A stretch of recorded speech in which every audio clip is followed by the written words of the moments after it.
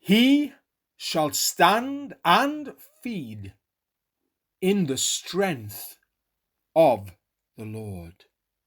Micah chapter 5, verse 4.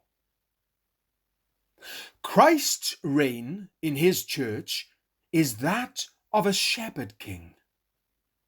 He has supremacy, but it is the superiority of a wise and tender shepherd over his needy and loving flock. He commands and receives obedience, but it is the willing obedience of the well cared for sheep, rendered joyfully to their beloved shepherd, whose voice they know so well. He rules by the force of love and the energy of goodness. His reign is practical in its character. It is said, "He shall stand and feed." The great head of the church is actively engaged in providing for his people. He does not sit down upon the throne in empty state or hold a scepter without wielding it in government. No, he stands and feeds.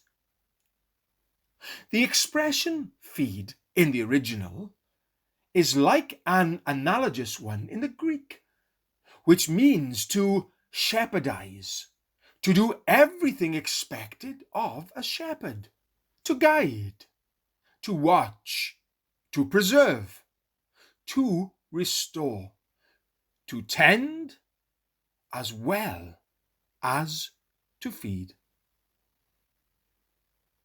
His reign is continual in its duration. It is said, "He shall stand and feed." Not, "He shall feed now and then and leave his position." Not, "He shall one day grant a revival and then the next day leave his church to barrenness." His eyes never slumber and his hands never rest.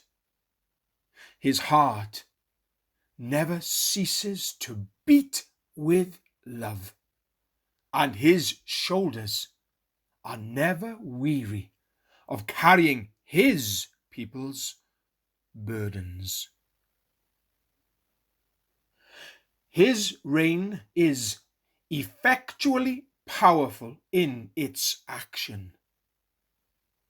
He shall feed in the strength of Jehovah. Wherever Christ is, there is God. And whatever Christ does is the act of the Most High. Oh, it is a joyful truth to consider that he who stands today representing the interests of his people is very God of very God, to whom every knee shall bow. Happy are we who belong to such a shepherd, whose humanity communes with us and whose divinity protects us. Let us worship and bow down before him as the people of his pasture. He shall stand and feed in the strength of the Lord. Micah chapter 5, verse 4.